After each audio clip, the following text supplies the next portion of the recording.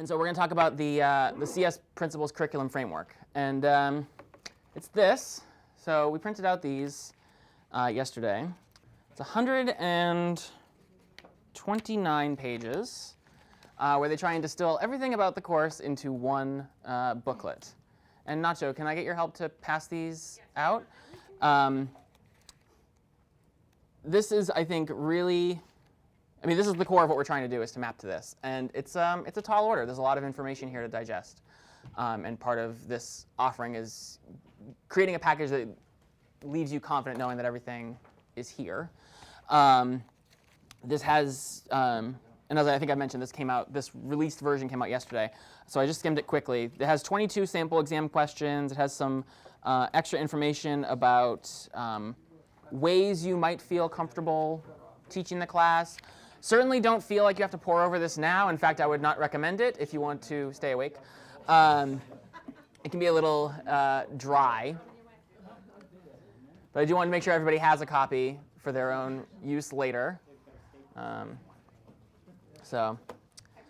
yeah, this is what we're trying to map to, and this is what we have to. What the College Board is telling us is this is going to be the exam. This is what the topics that are going to be covered on the exam, and so I want to talk about how we in CS50 make that happen. So when you go through this book, which again you don't have to do now, in fact I wouldn't recommend it, you'll find that there are a lot of different things inside of these pages. You'll know that there are 7 big ideas. So the Computer Science Principles Framework is about creating a more well-rounded consumer of technology, so that someone can understand and interpret technological things they read or hear and have a foundation to be able to discuss those intelligently. And those boil down to 7 big ideas, which we'll go through shortly. Inside of those big ideas are enduring understandings. These are the takeaways that students really need to walk away with. And actually, I think in light of this revision, there are now 25. So these numbers are a teeny bit out of date, but not very much.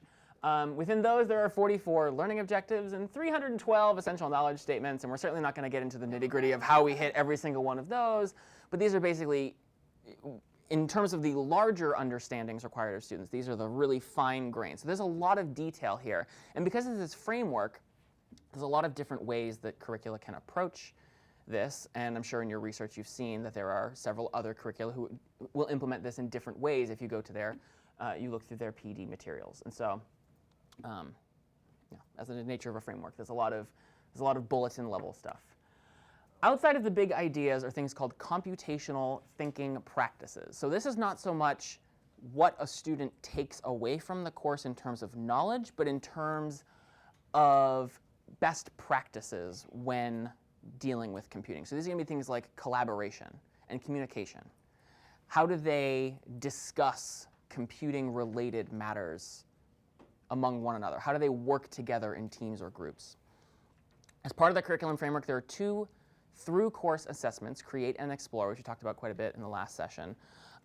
Explore is a writing-based assignment where students will investigate technologies of interest to them, generally going to be current events related, and try and prepare a report and comment on that technology, its social implications, try and give a well-rounded assessment for somebody who, the assumption that we always make is, imagine you're telling somebody who has absolutely no idea what you're talking about something. How do you discuss it with them intelligently, but not too technically, such that it would require you want to provide the introduction to this and talk about the good, the bad, the ugly about it. Yes? How large or long of a document do they have to produce? It's not terribly long. It's a couple pages, really. Or you can also produce a video. It's not necessarily, there is a writing component, but it's not solely writing based. And the Explore task requires 8 hours of in-class time, and that's built in around the halfway point of the course for students to conduct independent research. The writing, it's a couple hundred words. I think all told, it's 750 words, but you're also answering some specific questions and producing a 60 to 90 second video about your technology. So it's not terribly intensive. The writing assignments that we provide as recommended problems as you go are longer than the Explore task, so that students do not feel overwhelmed when they get to the Explore task. It's sort of a relief when they get to the Explore task. It's not as much. The next is create, which is the equivalent of the final project. This requires 12 hours of in-class time, built in again near the end of the semester after students have had exposure to all of the different aspects of the curriculum. And this is an opportunity for students to pursue their own academic interests. As was discussed a little bit over lunch, there were some conversations about this. You don't actually submit code as part of this exercise to the College Board. You submit a PDF of code, so the code will never run. And that can be kind of deflating, and that's why we still keep the CS50 fair at the end, so that students can demo this project that they put so much time and effort into. Don't you have to submit a video? You have a video describing your technology, yes, but no one will actually run. Right. No one will run the program, but they'll see the program running in a video form. I think it's a 2-minute video, might be even 1-minute video, where they discuss and there's again questions that get answered there, just like in the Explore task. There's certain targeted questions to answer as well. So we can still require the code. Oh, absolutely. I would recommend it, actually. No. But yeah, you can certainly go above and beyond what they're expecting. And as you'll see, some of our curriculum definitely overmaps what is expected of the computer science principles framework as well. And then lastly, there's now a date. The AP exam is a multiple choice exam. It's May 5th, 2017.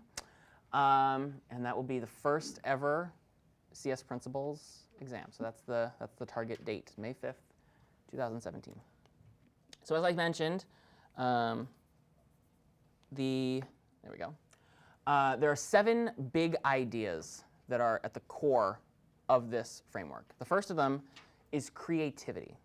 So with respect to creativity, students are asked to use the tools and techniques of computer science to create interesting and relevant artifacts enhanced by their computation. Students will do this a lot. Students will be presented with many different problems, of which there is basically an infinite number of different ways to solve it. And I promise you that every year I teach this class, I see one I've never seen before. And students, particularly even as early as Scratch, will create some really cool things that just interest them. It's an opportunity to pursue an approach to a problem without necessarily following a specifically defined rubric. There's always a different way to do something, and creativity is sort of something that will permeate throughout this curriculum, is the opportunity for students to be creative. Abstraction. David mentioned abstractions quite a bit in his opening session, how many different layers of abstractions there are. Over the course of CS50 AP and computer science principles more broadly, it is our goal to explore those abstractions. How do we layer binary numbers, and on top of that we have ASCII, on top of that we have colors. These are all different abstractions that we've used. Even in our pseudocode, we can say something like, open the left half of the book. That's an abstraction for many other steps inside of it of, turn pages many, many times. You're abstracting away the idea of opening to the left half of the book, which is itself a loop of going back -1 page n times until you get halfway. And so students will, over the course of this course and other CS principles, encounter all of these different abstractions and learn to create their own abstractions and work with abstractions provided by others, libraries, SDKs, et cetera, et cetera. Data and information. So part of this is understanding what data and information is, and hopefully coming to the realization that just about everything is data and information, and there are ways to process it. So students may process very small text strings. They may process huge data sets and try and put them into databases. It's about how to work with those pieces of data. Algorithms are, of course, the primary way in which we do that, and so as you'll see in a minute, generally when we consider how we organize hierarchically all of these big ideas, data and information is considered a subset of abstraction because, of algorithms, because algorithms operate on data. And so we usually consider it through that lens as we go. Programming is big idea number 5. Now what sets this particular implementation apart from others is that ours is very programming intensive. We use programming as a means to an end to cover everything else. That's what we have come to the conclusion that that is the way we want to tackle this. Programming is an important skill. They're often beyond the introductory courses. There are other programming courses, and so we want to introduce students to a text-based programming environment as soon as they are comfortable doing so that they are well served to go on to other computer science courses or to careers in computer science as well. The internet. So this is a bit different from a lot of the previous computer science courses that are more common nowadays is we take a lot of time to explore the internet, not just in terms of web-based programming, which we of course do, but also in terms of how it is constructed. What is a router? What is the internet protocol? What is DNS? Trying to have students be able to speak about these things that they're reading about and hearing about. And when they see something about encryption, why does that matter? Or when they hear about a cyber attack or somebody's getting DDoSed, can they explain what it means to be DDoSed? Can they explain what a cyber attack is and how to defend against cyber attacks? That's all part of what we're trying to teach here. And then lastly, global impact. Global impact is among the trickiest aspects of computer science principles to discuss because there just hasn't been a lot of investigation into it. And so a lot of the implementing curricula there's been investigation into it, but not in terms of in a computer science course. And so we're really trying to get students to think about what is happening in the news and what is happening and why the Apple FBI thing is so interesting and why is that such, engaging them in that conversation as something we're doing in the classroom, as opposed to just something they're hearing about on TV and having their opinion shaped by media. We want them to have their opinion shaped by their own knowledge coming in as well. And so students should become familiar with the ways in which computing enables innovation and analyze pros and cons. And they'll do this a lot in the writing assignments. This will come through in the explore task as well. So these are the 7 big ideas of the computer science principles framework. And this is sort of how we hierarchically consider our approach to them in CS50 AP. So like I said, everything begins through the lens of programming. That's the way we approach every problem to give students a consistent entry point. Once they're familiar with programming, they can use that base knowledge to move into these different areas. So from programming, we can go to abstraction. We can talk about different search algorithms, sorting algorithms, encoding schemes, ASCII, binary, decimal numbers, hexadecimal numbers, all these human-created abstractions that we use to describe things. How loops are really just a bunch of low-level statements, assembly-level statements. We talk about the differences between object code, machine code, assembly language, higher-level programming languages, higher-level programming languages than C, just so they can get a sense of how far things have come. Obviously, working with C, we're pretty low level. We're pretty deep in the trenches here when we're talking about programming in C, but it affords us the opportunity to talk about things like memory management that many programming languages now abstract away. And so now we can talk about what is RAM and why do we care about how many bytes something takes up on a system? Because there was a time when we did care about that. And being able to understand what one gigabyte of RAM is and how that is a luxury that, back in the day we maybe had 32 megabytes of RAM and how that has affected our ability to compute and how our computing power has increased. All right, 1K, my first 1K. 1K. 1K. Sinclair. I think the first computer I had a 10 gigabyte hard drive and maybe had 32 megabytes of RAM. But yeah, 1K or less. Talking about even video games from the early 1990s, how those take up 4K worth of stuff. Those games that kids would play forever, and now it's gigabytes and gigabytes. You need 4 DVDs to install a single game. So being able to talk about memory is a luxury that we are afforded because we are doing this course in C for the most part. Algorithms, of course, there are many algorithms that we know about in computer science. Various sorting and searching algorithms, of course, being the canonical examples.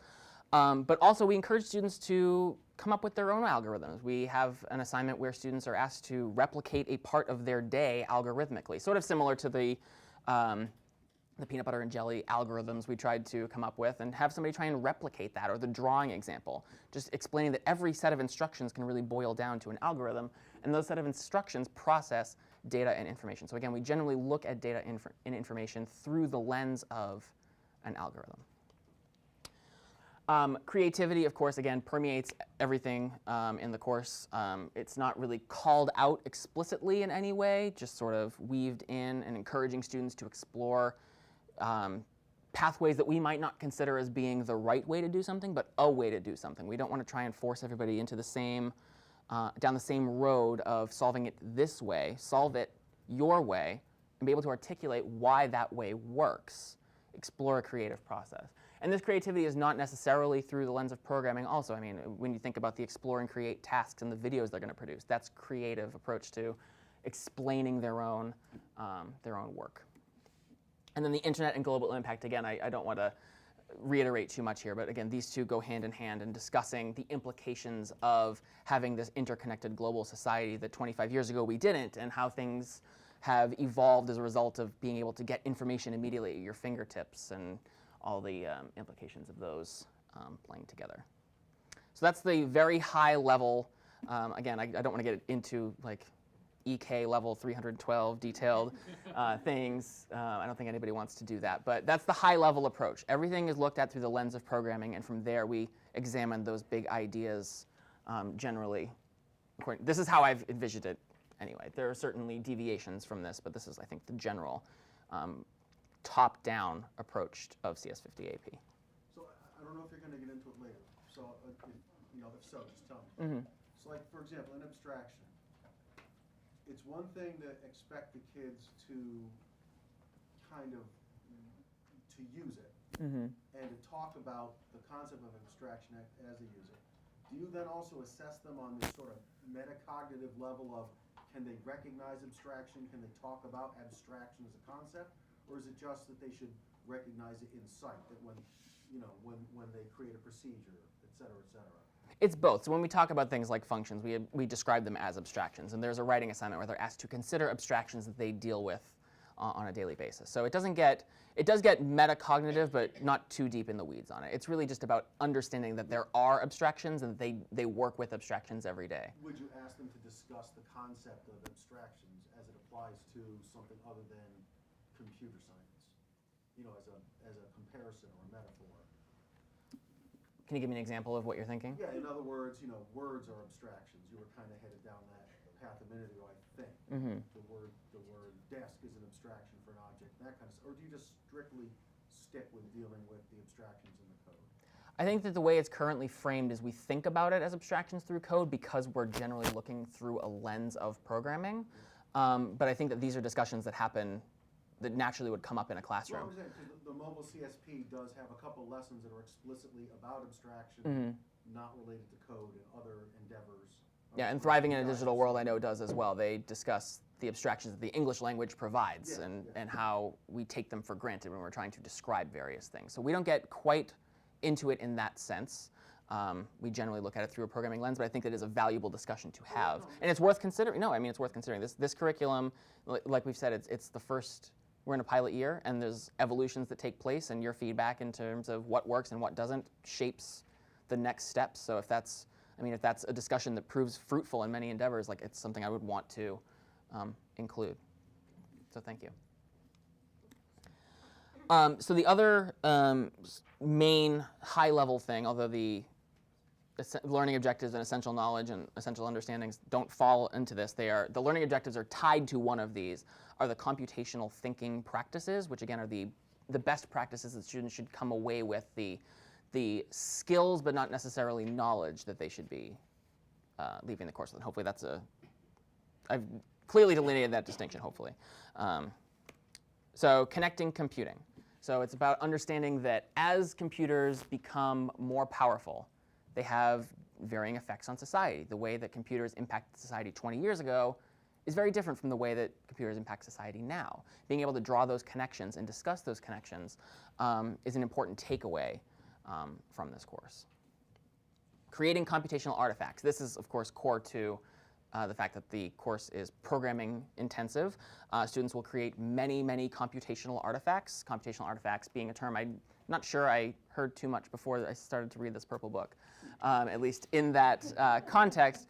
But computational artifacts are not just code. They are things like videos, or things like they go onto a website and they upload a song, and that website allows you to remix the song by varying the levels. That's a computational artifact. It is a piece of data created or transformed by computational tools. So it's a very broadly defined concept. We generally, again, look at it through programs that we create, but it's not exclusively programs. It's really anything generated by a computer. So going into your favorite paint program and drawing a smiley face, that's still a computational artifact. It's still data that was created using computing tools, and understanding that these artifacts permeate everything.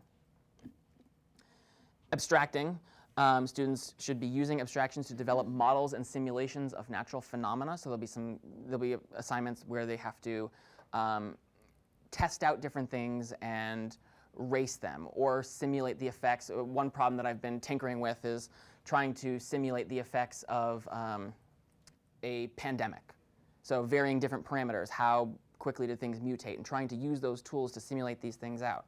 But also just being able to generalize notions, generalize things like loops into functions, into different files.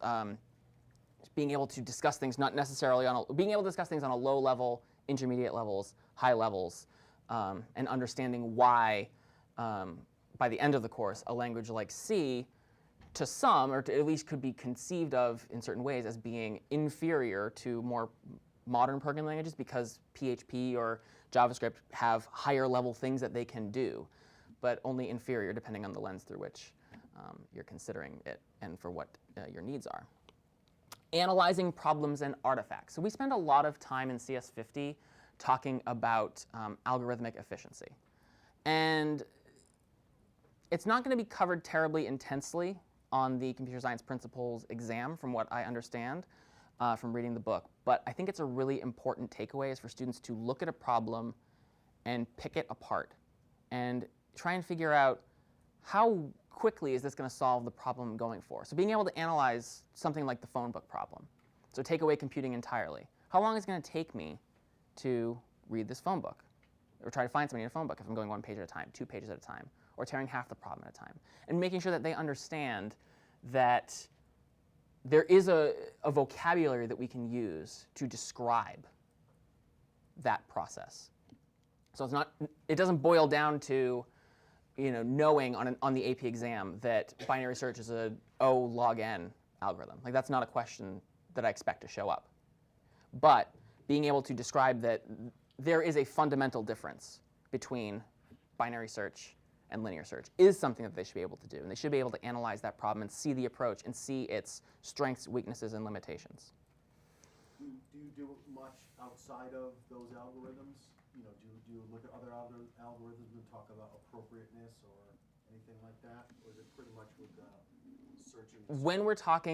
When the course devotes time to discussing the efficiencies of an algorithm, we do it in the context of that because we can present this nice table, for example, that really delineates it.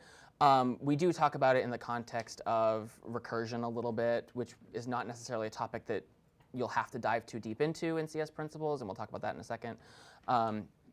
It comes up at later points in the course in CS50. It doesn't necessarily have to come up at more points in CS principles.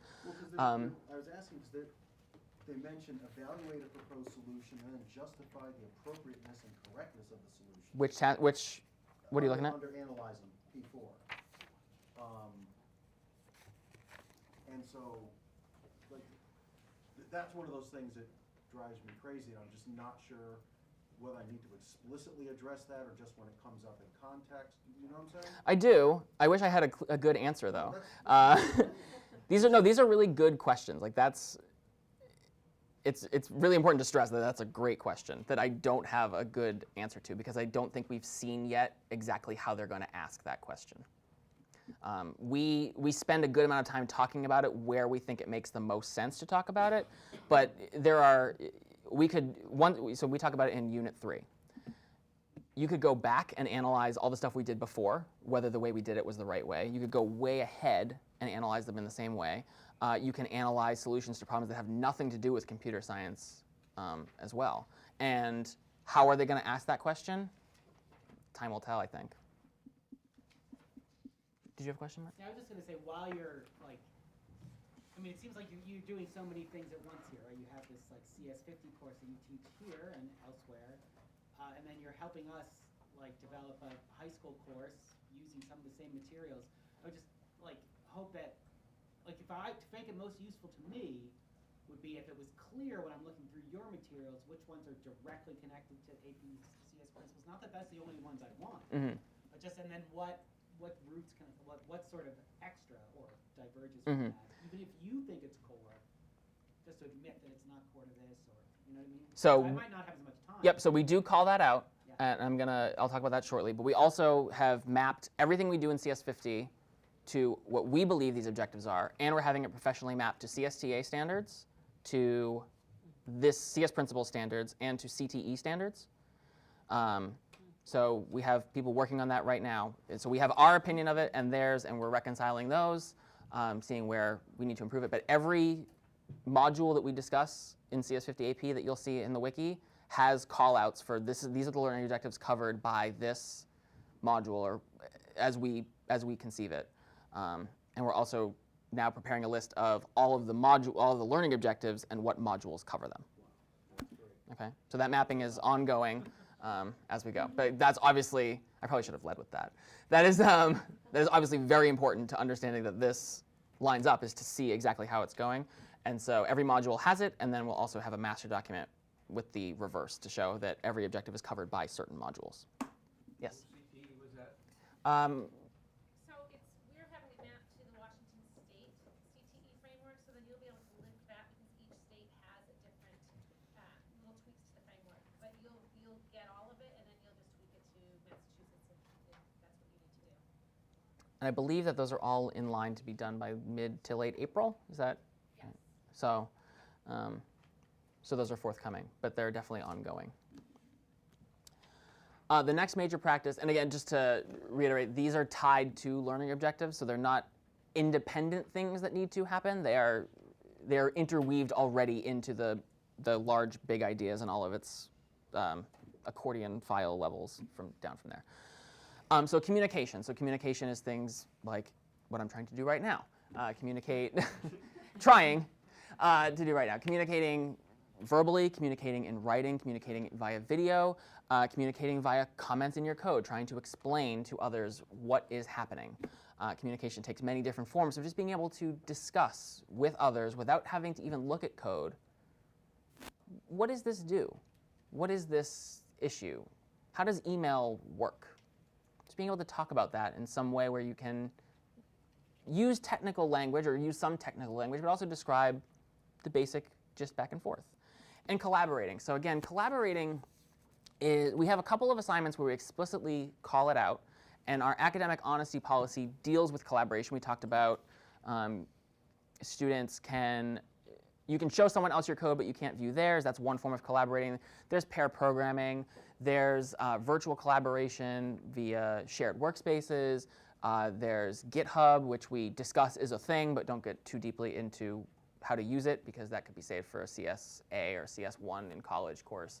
But just the existence of these different collaborating tools, and understanding that there are ways to collaborate that aren't I'm sitting here and you're sitting here and working together, but also I'm sitting here and you're sitting in Eastern Europe and we're working together, and many different other approaches. So just understanding these activities. And again, the explore task and the create task both permit collaboration. Both students have to submit the assignment.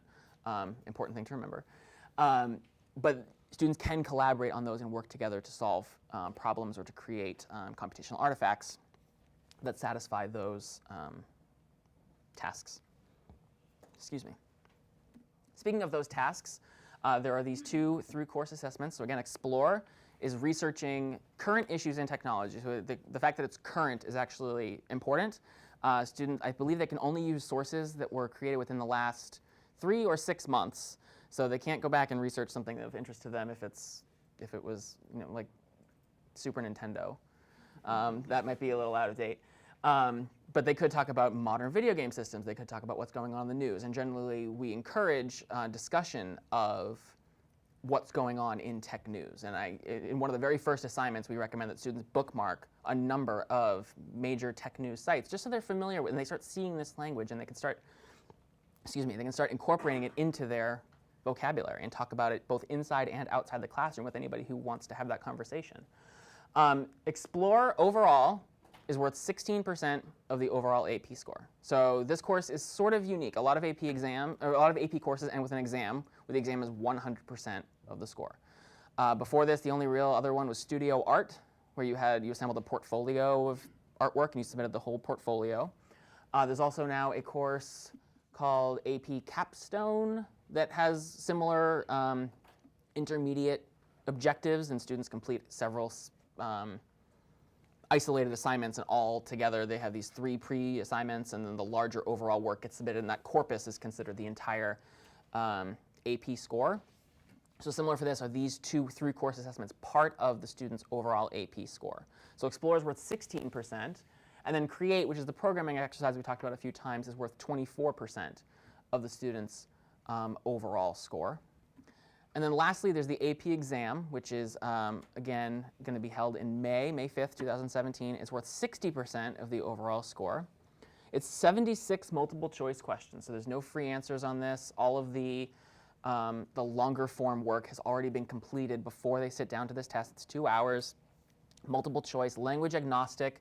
There is a, now that we finally have a more lengthy definition that's part of this, this new purple book, we only had a couple of examples of how they would do this language neutral pseudocode style language. Now we have a more concrete example of it. We can also modify the content on the CS50 AP wiki or whatever it migrates into to also provide students with, like, here's a Scratch implementation of this, here's a C implementation of this, here's how you might see this in the AP exam, sort of just to give them the head start that this is something to encounter. Now that we finally have a more concrete definition of it, we will be including it, we will be integrating it more into classroom, we'll be integrating more into classroom discussion or modules so that students are not blindsided by seeing this for the first time. You're going to explicitly show them in class what the format, what this language looks like, yeah, because we hadn't seen it before. We'd only seen 1 or 2 examples of a loop, but now they have a much broader definition of it in this purple book, and so now we can begin the process of actually calling that out.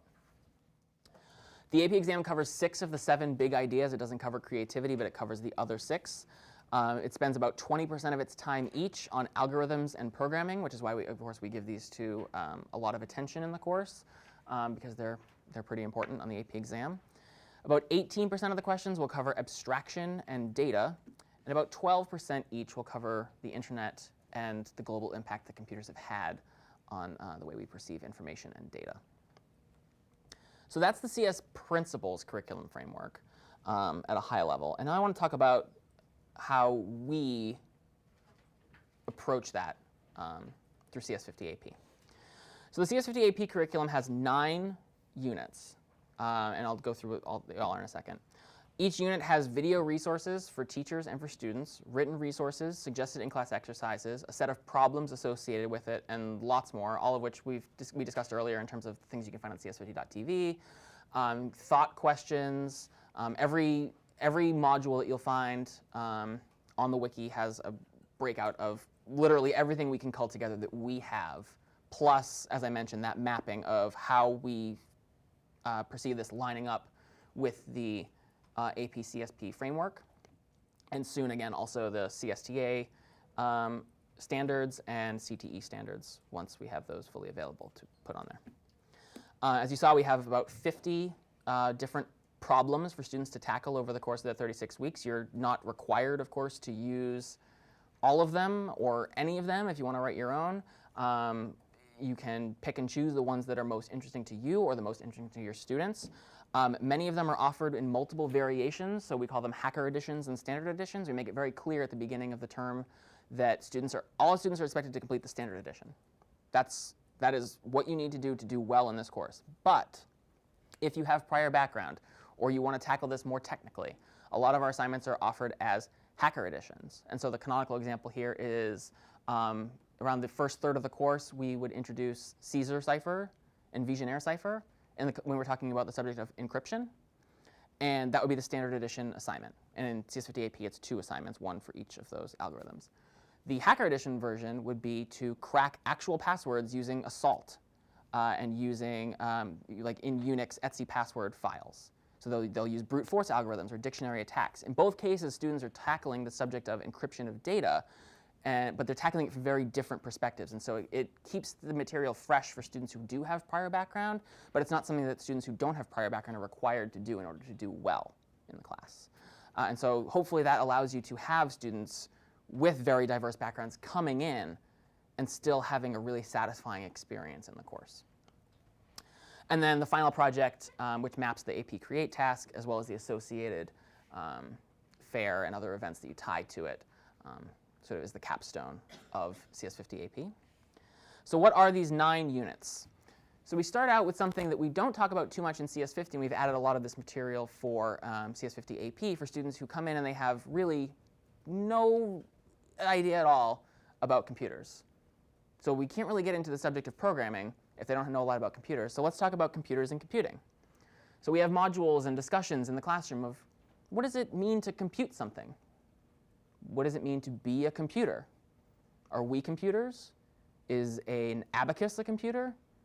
So trying to figure out what that definition of a computer is, and just really having this discussion and getting students to bounce ideas off of one another.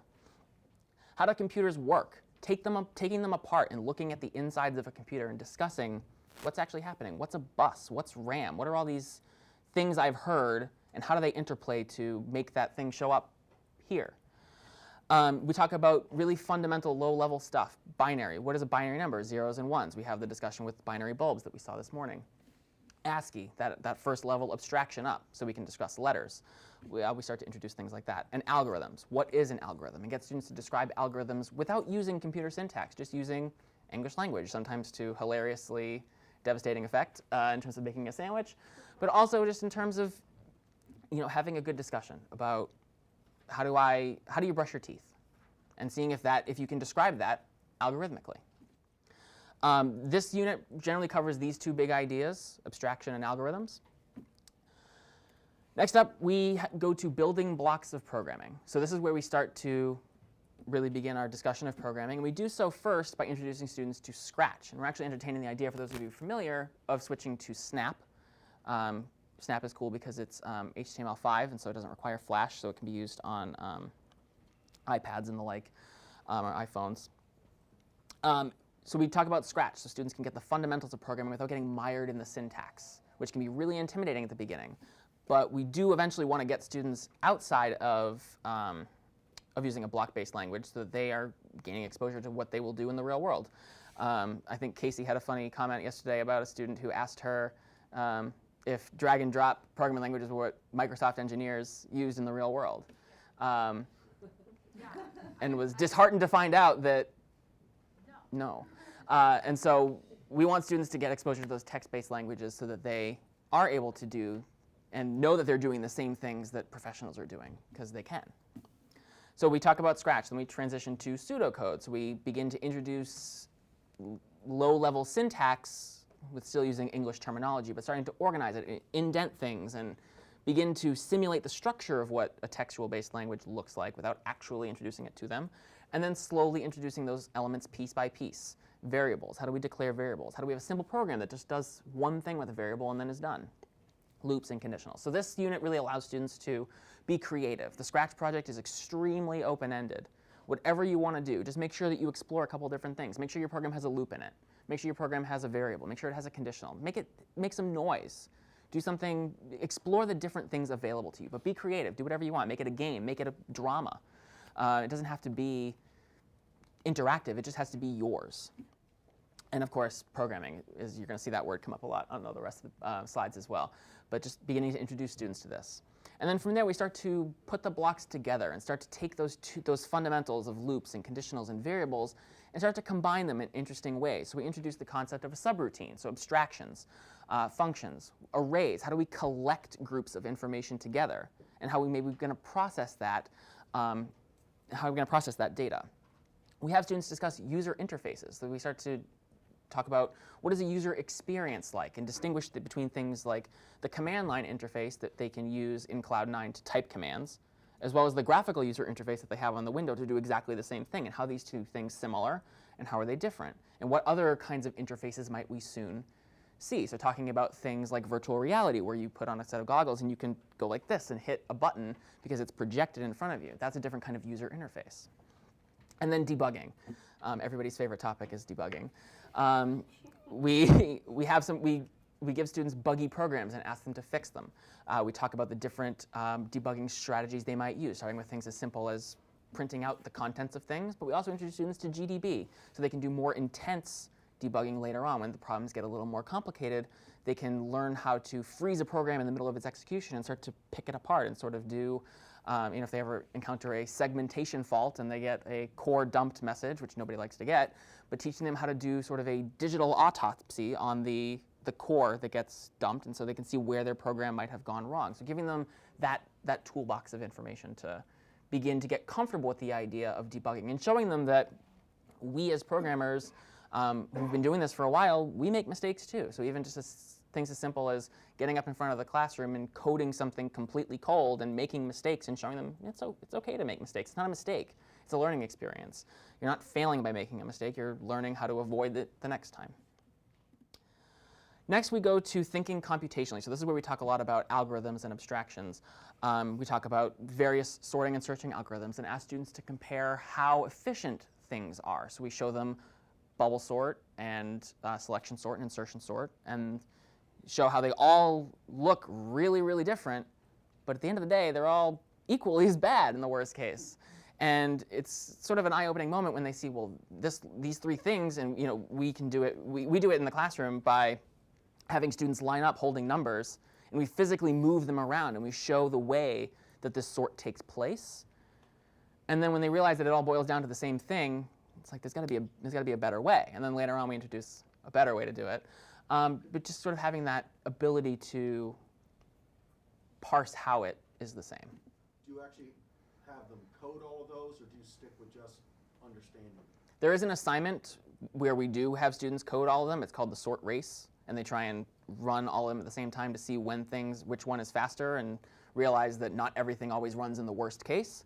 But they have to write the code? They do in that assignment, yes. But we also have, for example, in study.cs50.net, we have partial code completed for them where they have to complete it.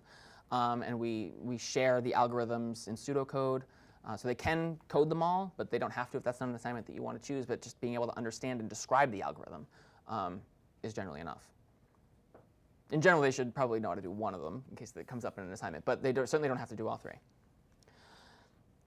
It also asks the questions, can a computer solve any problem? So this is an interesting one that we haven't really talked about too much in CS50, but the curriculum framework actually does require is, how do we deal with unsolvable problems? Can a computer solve everything? This is sort of an interesting topic to try and discuss, like how to prove the negative. We talk about halting. Talk about the halting problem. Will a computer know whether or not a given input will crash it? Will it run over a particular period of time? Will it ever be able to make that determination? Or talking about stupid sort. So stupid sort is a sorting algorithm that randomizes an array and then determines whether or not it's in order. If that's the algorithm being used to determine your sort, is that computer ever necessary? Is that algorithm ever going to stop running? Can the computer ever, using stupid sort an array? Maybe not. If it's completely random, it could run forever. And so just being able to describe, and students don't have to come up with answers to what is an unsolvable problem, but they should understand that unsolvable problems exist. And if they see it, hopefully be able to begin the process of understanding why that problem might never actually be solved. Next up, we talk about design, elegance, and efficiency. And I find this unit a lot of fun when we teach it in CS50, or this portion of the course, because it's an opportunity to discuss images and doing digital manipulations. So again, those of you who are familiar with Thriving in a Digital World, they have or actually a lot of the code.org does too with their image manipulation tools.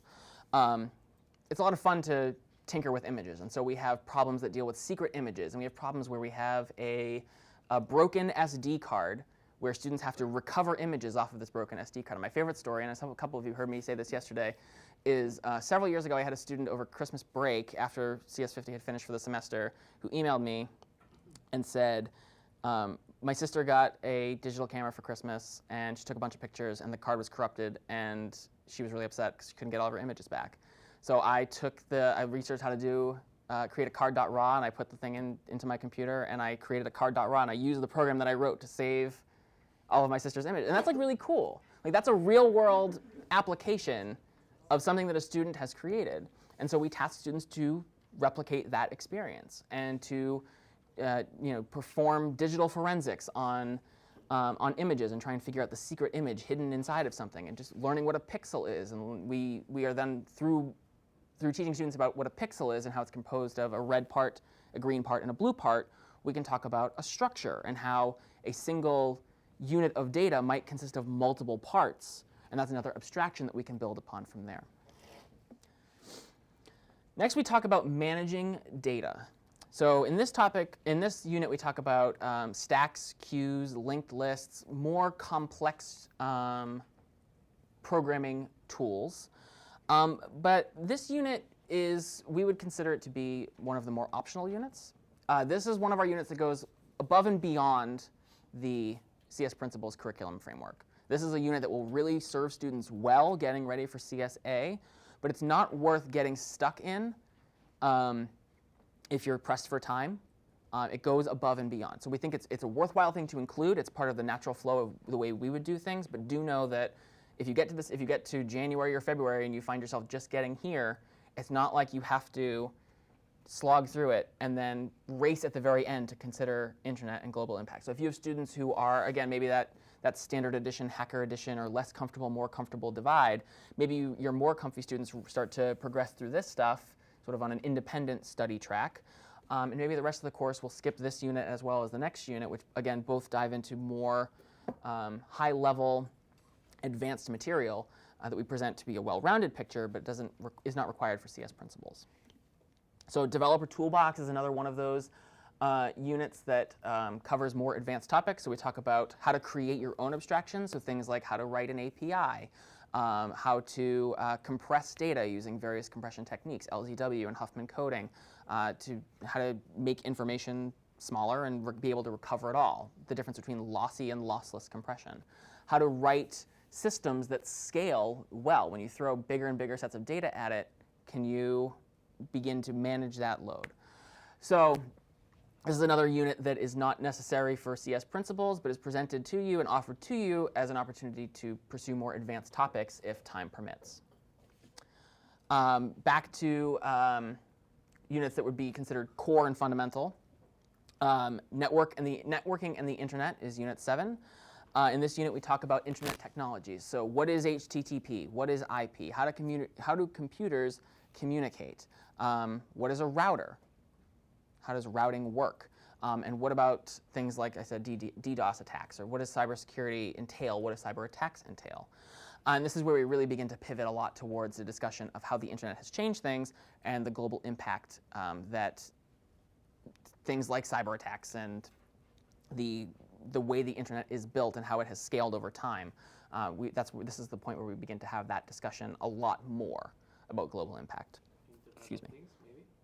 Excuse me, what? Internet of Things, maybe? Internet of Things, absolutely. And I think we actually have several seminars as well on the Internet of Things and how basically everything is becoming a computing device. Is anybody familiar with, because it just made me think of this, is anybody familiar with makey kits? So. Oh, is that when you like plug things into a banana? Yeah, that's what I was going to say. I saw one where people turn bananas into a keyboard. It's just things like that and how we have created these abstractions that allow us to turn anything into an internet-connected device. And then the last unit is problem solving for a global society. So this is where we pretty much have left C behind at this point, and we begin to talk about what comes next. So we introduce many programming languages all at once: PHP, JavaScript, SQL, CSS, HTML, and we don't nearly go into the same level that we did in C because we just spent the previous 7 units doing it, so we only have 1 here. So it's not necessarily about giving students a complete picture of PHP the same way we gave them a complete or roughly complete picture of C. It's about showing them that the things they learned already can be extrapolated to other languages, and how that now that they have this fundamental knowledge, they can exponentially expand upon it and pursue anything of interest to them because they already know these fundamental syntax. So PHP and JavaScript deliberately chosen because they're syntactically very similar to C, and they allow these really big leaps in terms of what your programs can do. All of a sudden, you now have internet-connected programs where you can collect data via the web. And you could do that in C, but that would be really ew. And then we talk about problems faced by modern computer scientists, which again is going to come back to the subject of scalability. And it's really, this unit is very news dependent. There's always tech news going on, and it's really the big story. So right now, obviously, the one that keeps coming to mind is Apple FPI. Like, that's something we've talked about in the course, and now we talk about it at a higher level and how to deal with these things on a more macro level. And so we talk about programming again. There's a lot of programming here. Students can build some cool internet sites. They build a mock e-trade website where they can buy and sell stocks in real time. And they learn to work with databases. And so this unit gives them the fundamentals to create a really strong web-based final project, is really sort of what this is about. And because we're talking about problems that are being faced in the real world, it gets them thinking about what problem might I want to solve in my own final project to make my world a better place. So those are the 9 units of the course, and here's sort of a recommended pacing guide. This is what we say this should roughly take, and this is going to vary very much by classroom. We totally understand. But when we think about how much time we spend on these things in CS50 and then extrapolating that into a 39-week, or 36-week, excuse me, high school course, this is roughly where things end up. And maybe sometimes your course will take a little longer in some units, and maybe sometimes it'll go a little shorter in others, and that's totally okay. But this is sort of how we've roughly landed on the 36-week timeline. This is, in the low end, this would be 29, which would leave you with a lot of time for follow-up and more in-class discussion. At the high end, this is 38. But as I mentioned, these 2 units, 5 and 6, are they're optional units, and so they can be taken out without really any harm to the students in terms of computer science principles. And if time permits, you can double back and go back into C as well. Yes? Hold. I'm just wondering about the required amount of time to work on those 2. Factored in.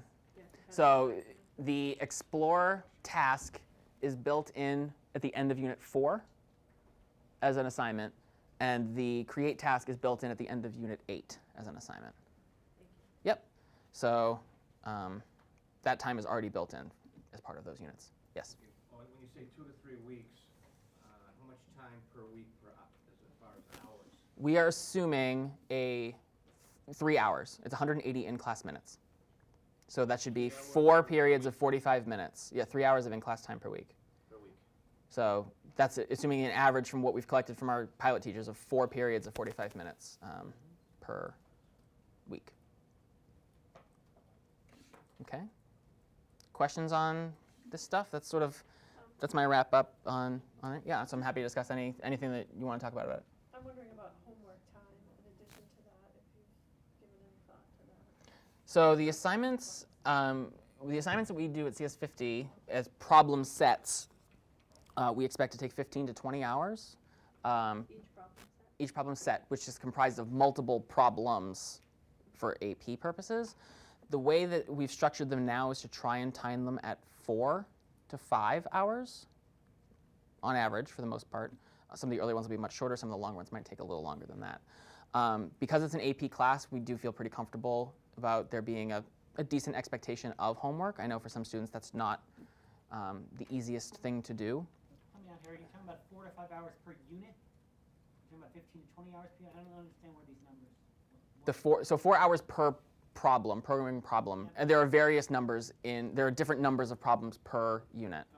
Okay. And I didn't want to break it out here, but CS50 Wiki has the breakdown of, so for example, Unit 0 has 3 problems in it. Unit 1 has 10, but they're all very small to sort of like, it's a programming problem about loops, it's a programming problem about conditionals. So would it be fair to say it's in the neighborhood of 4 to 5 hours a week? That's not far off? That's what I've endeavored to in terms of a homework expectation.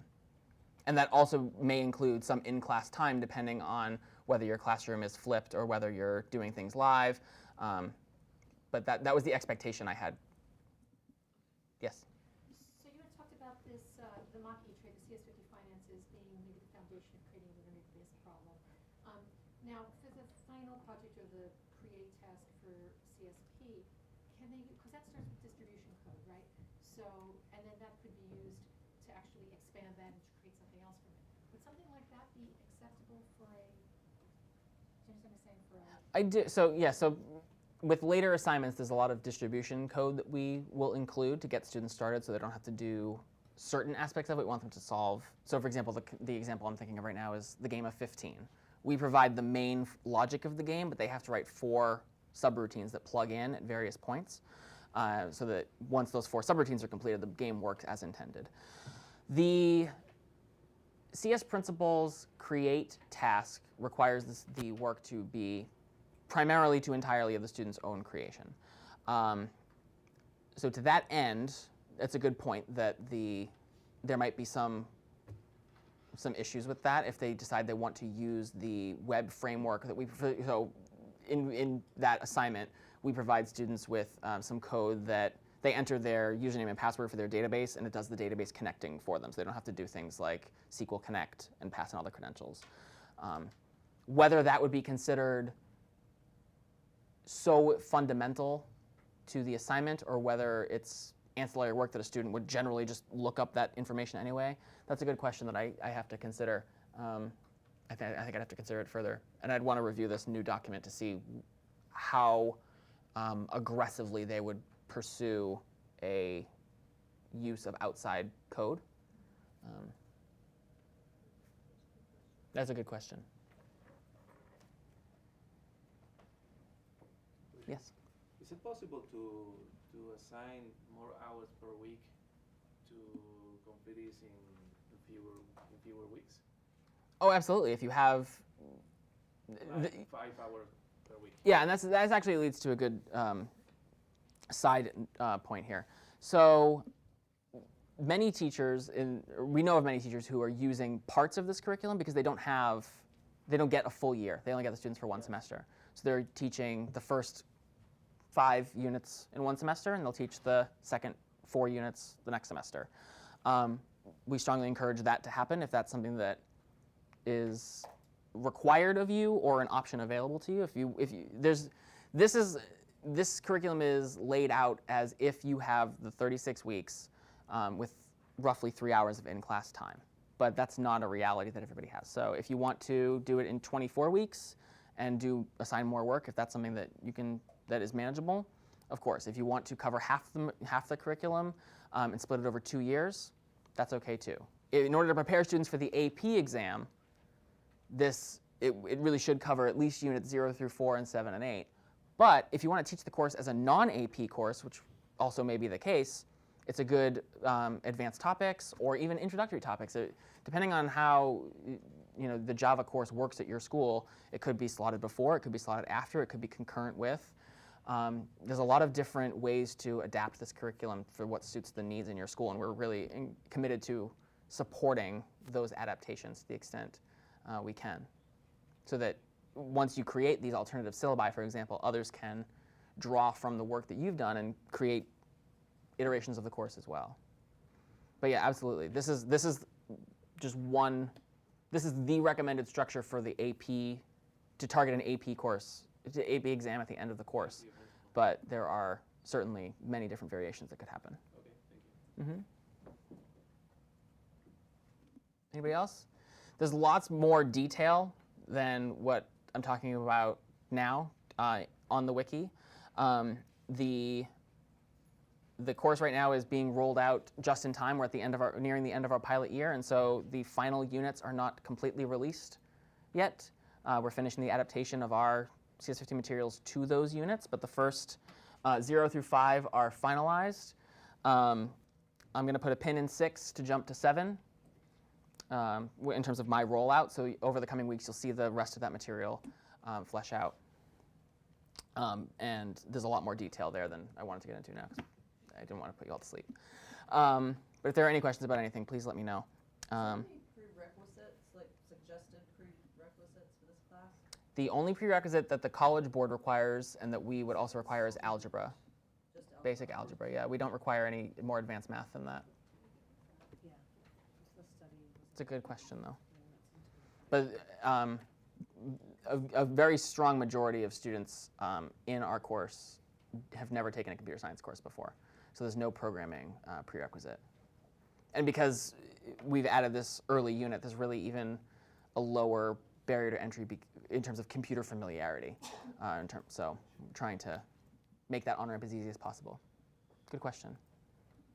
Yes? When you suggested those books at the beginning of earlier, Mm-hmm. were those purely ancillary in terms of what the kids will be using them for, like for their own edification of knowledge? They're a reiteration of some of the things that we cover, Yeah. presented in a different way. And that's actually what a lot of our resources are, is the same material presented from 5 or 6 different approaches, just so that hopefully one of them will connect with the student, because every student's going to learn a different way. So homework per se wouldn't be read pages X to Y, but No, we have no required reading. It's everything that would be covered in such a reading is covered in other written forms from our lectures, our videos, or other resources we have available. Now, the homework, 4 to 5 hours a week. Mm-hmm.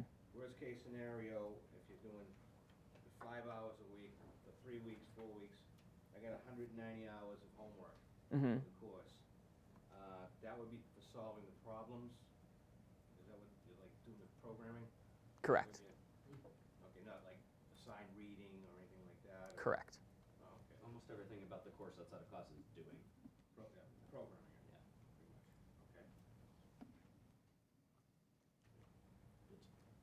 Okay. Okay. Okay, well, let's take a little break,